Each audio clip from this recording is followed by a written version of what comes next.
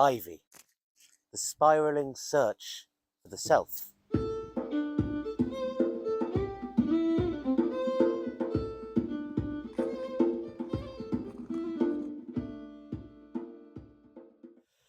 Hello, my friends. Welcome back to another episode on the folklore, myth and symbolism of various trees of Britain and Ireland and indeed Northern Europe. And today we're going to look at the ivy, the English ivy, and look at its folklore and symbolism in various mythologies and ways of thinking in Northern Europe, both Celtic and Norse and Mediterranean. We're also going to be looking at the associations of ivy in the so-called Celtic or Druidic tree alphabet known as Ogham or Ogham, where the ivy is represented by the letter G, known as Gort. So, some general associations with ivy before I get into the folkloric nitty-gritty. Ivy is often associated with life, with resurrection, with eternal life, with questing, with interconnectivity, with making connections, with support and protection, but also sometimes cloying and suffocation. Also wealth, but also conversely sometimes poverty and ruin. Intoxication, ecstasy, and the quest for knowledge. So first of all, let's talk about the Ogham. So this is the Irish tree alphabet, where every letter or symbol is associated with a particular tree, except one or two, such as ivy, which are more of a plant, really. So the letter given for this is Gort. Gort doesn't actually mean ivy, certainly not in contemporary Irish. It means, it's connected to the English word horticulture and also garden. The emphasis here is like a sort of tilled or farmed field or a walled garden, also sometimes fort or fortress. Again, the symbolism is quite clear, a kind of protective entity. So a protective barrier around the tree. But also this idea of a walled garden, of gardens in general, of life, but also it's kind of cultivated life. It's not like the chaos out there in the deep wild. It's organized life. It's tended, a tended garden. This is an interesting association with ivy that will keep cropping up throughout this video, but I would like you to bear in mind perhaps the most famous walled garden, the Garden of Eden, which was literally a paradise. Paradise means walled garden, of course. So a garden in the desert, a tilled field in a wild forest. Similar ideas here. There's order here and chaos outside. While we're on the subject of the Garden of Eden and Adam and Eve, I'd just like to hop over to Norse and Northern folklore. In Scandinavian countries still today, instead of Adam and Eve that we say in English-speaking countries because of the Judeo-Christian influence, in Scandinavian countries they call the first man and woman after Norse mythology, Ask and Embla. Ask is an ash tree. It's a male, a very male tree because it grows straight and tall. And Embla, the jury's still out on exactly what that means, but most scholars suggest it's relating to ivy. Again, always a very feminine plant with its sinewy ways. It kind of wraps itself around a straight male ash tree. It's very masculine and female coming together there, hence Adam and Eve. There may be other reasons for this as well. It has been suggested to me. Any of you guys who are interested in bushcraft might like this idea. And I talked about this in my ash video as well. But there might be a reference to fire making in this. Normally when you're making fire by friction with your hands, again, any of you guys who like living out in the woods will know about this. You get a piece of soft wood that creates the tinder, and a spindle of hardwood, such as ash, would be very good because it grows straight and it's very, very hard. And you rub that between your hands and you make a little nook, like a feminine symbol, like a vagina, and you rub that in the hole and it creates fire, sexual fire, and you use that to blow on your embers and make fire. The creation of fire, of course, is one of the things that separates humans from animals. So tying back to the mythos of the Garden of Eden here, of Adam and Eve, or Esk and Embla setting out into the wilderness with this knowledge of things like fire. So it sort of ties in there in a very interesting way. Esk and Embla, ash tree, straight and tall, male, Embla, vine, ivy, feminine, sinewy.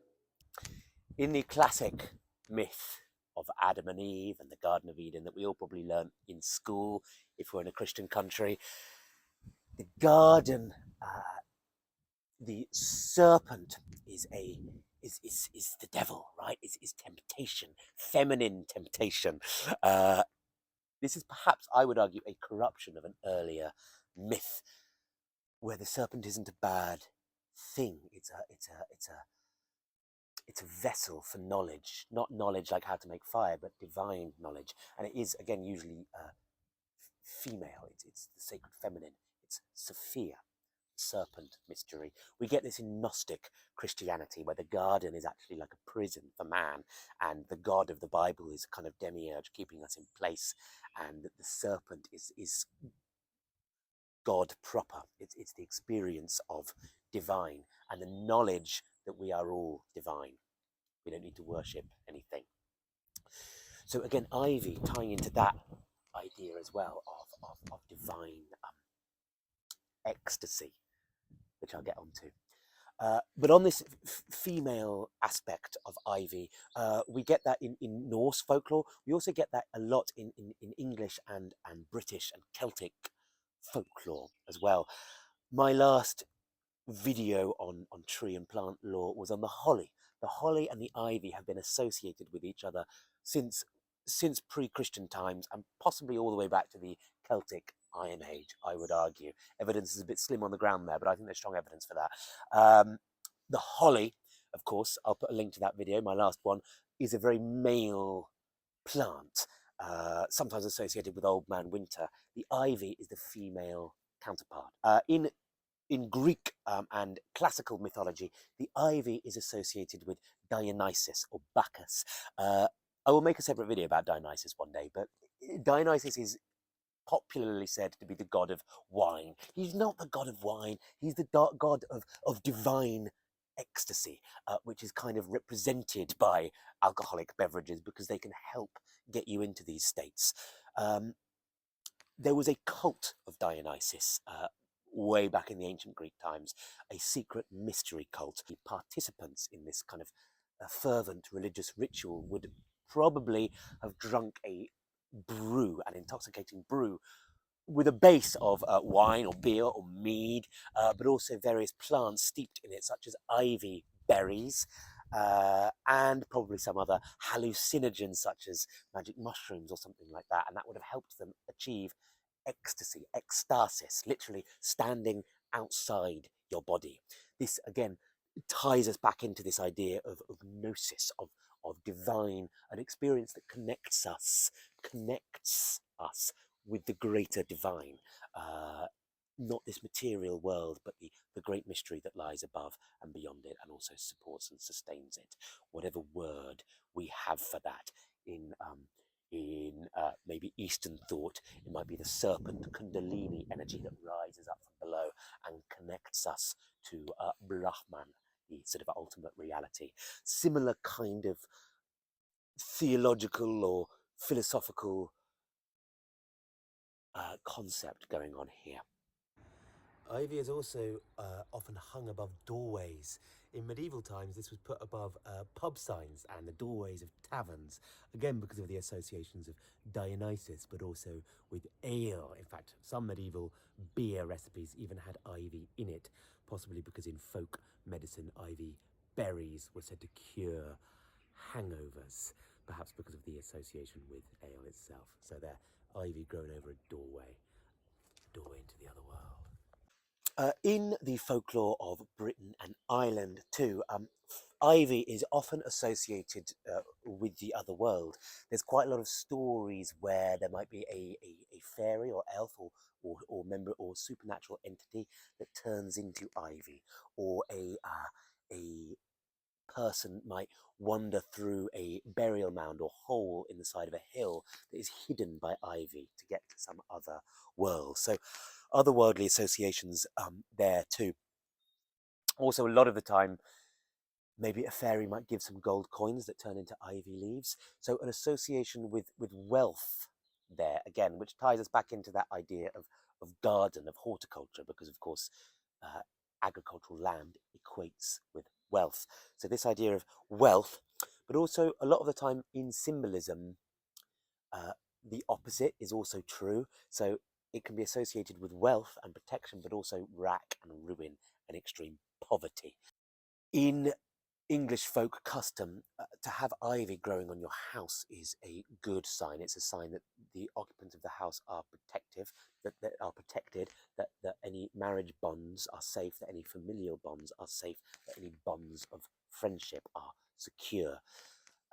It is sometimes said that if you remove the ivy from a house, then ruin will befall that household. On a personal note, I'm just sat behind the family farm here, and this farmhouse used to be covered in ivy, and my dad pulled it all off one day, much to the protestation of my mother, who rather liked it. Well, a year later, my mum was 6 feet under, and the bank was is still trying to reclaim the farmhouse for debt. So, coincidence, you might say, but certainly fitting into a folkloric motif there. Anyway, ivy, associated with wealth, but also ruin. A lot of this is to do with the actual behaviour of ivy itself. So ivy is often said to also represent a kind of the spiritual quest that we are all on. I've already insinuated that with the idea of kind of divine gnosis and ecstatic experience. But the way ivy creeps along the ground, just kind of blindly searching its way until it finds support, you know, like maybe support in terms of a particular philosophy or religion or structure, and then it climbs up that, but it doesn't need the tree. It has its own root system, and it's reaching up for its own light. It's just using the tree as a kind of bridge, as a vessel, as a raft, to use the old sort of Buddhist parable. So yeah, the quest, the quest that we're all on, ivy represents. Also, interconnectivity. Again, this is a very sort of Buddhist idea, the way everything is interconnected. Again, with mystical experiences, it is usually said, you know, the perennial experience, usually a sense of wholeness is described when someone has a mystical experience, and a sense that everything is interconnected. So this, again, is represented by ivy. But ivy, even though it supports and protects a tree, if the tree is old or dying, or if the ivy just overtakes, it can, in some cases, bring the tree down. It can be cloying, it can be suffocating. So as with all symbolisms, and also sort of methods of divination, if you use Ogham for divination, or use any system of divination, often, as I said before, the opposite can also be true. So interconnectivity and knowledge, but also suffocation, cloying, not being able to see the wood for the trees, is also represented by ivy. So kind of both things going on there. So if you see ivy in a dream, what's the context? Is it searching out on the forest floor and reaching up into the canopy for light? Or is it in a thick wooded thicket, and is it blocking your way of seeing? That's two different ways where ivy carries meaning, both in kind of dream interpretation, but also that's also reflected in old folklore. But ivy is associated with Dionysus and Bacchus, but also associated with Osiris, the god of the underworld and resurrection in Egyptian mythology. He's also associated with Cernunnos, the Celtic underworld or shamanic god. I've made a video about the horned god a few weeks ago. I'll put a link to it. But on the Gunstrop cauldron, which features a horned god, there is some vegetative matter very similar to ivy. And perhaps that cauldron itself contained a hallucinogenic ritual brew of some kind. So Cernunnos associated there too. So these ideas of death and also resurrection and eternal life. Finishing on a Celtic note. The myth of Tristan and Iseult is a very old Arthurian story, but with older Celtic roots. I've started telling it on this story. I'll put a link to it. My friends, if you've been with me for a long time, I will finish telling the story, I promise. In some versions of Tristan and Iseult, Tristan and Iseult perish and their graves are placed next to each other, and ivy grows between their graves. Depending on the version, it's sometimes different plants, but in many versions it's ivy, symbolizing even in death the strength of their romantic bond, that they are growing together, man and woman, but also ivy as a symbol of everlasting life, so their love is the thing that saves them. In other versions of the Tristan and Iseult myth, they don't die. They actually get to live happily ever after, because King Mark, who is betrothed to Iseult, picks the time of year that he wishes to spend with Iseult as the time when the leaves are green. So foolish Mark, because the leaves are green all year, because the holly, the ivy, and the yew are evergreen. So Tristan and Iseult get to spend all year together in some versions of the myth. But again, just tying into this idea of romantic connection, but also love and eternal life. That's why in pre-Christian times, the holly and the ivy, or the yew, these evergreen plants, are brought into the home at winter as a symbol of the returning light of the sun. Also symbolizing, of course, eternal life in the afterlife, death and resurrection, both of the self and the new year. So that's just some things to think about in terms of ivy, represented by the letter G in Ogham, Gort. Interestingly, just as a side note, in the bird Ogham, yes, there's a bird Ogham as well as a tree Ogham. The letter G, or Gort, is represented by the swan, but yeah, swan.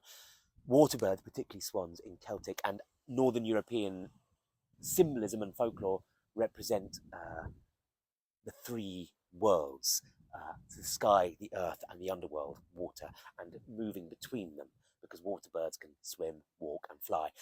So they are spiritually transcendent animals. Again, tying into this divine idea, this contact with the divine, the quest for the higher self. Just on a practical note as well, I'm sitting on a well here. There's an ash tree behind me with ivy growing up it. Again, that's very symbolic, as I suggested at the beginning of this video. Ash and ivy, male and female, also growing out of a well like Yggdrasil. But this ivy isn't really harming this tree. They're actually symbiotic together.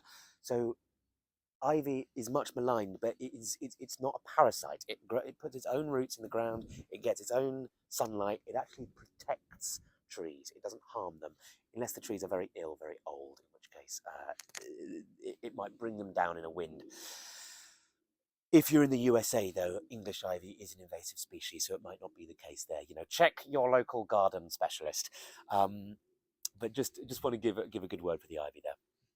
So, a plant of protection, of the quest for the self, of knowledge of the divine, but also communication, interdependence, bonds of love, bonds of friendship, bonds of family, but also sometimes, when that gets too much, suffocating, perhaps the cloying prison of this material existence that we are all, my friends, on a quest to escape, or perhaps to realize that we were in the garden all along. Now, my friends, just to finish with, you've made it to the end of this ramble about the ivy, and you want to support the work I do as a folklorist, you can always follow me on Patreon. I like to send my Raven tier Patreon members a little wooden gift, like a Ogham stick like this, or perhaps a hand-carved wooden spoon made by my partner Tamsin. So if you want to support me on Patreon, then just click the link in the description, and I may send you a spoon. Finally, my friends, I'm going to Morocco next week. I've got some videos in the pipeline that I will be posting here, but things might be a bit quieter sort of on the whole comment front from me. So I may also be making some more content, maybe with more of a North African or Arabian theme to it after my little trip. I'll see you again soon, my friends. Thanks for watching.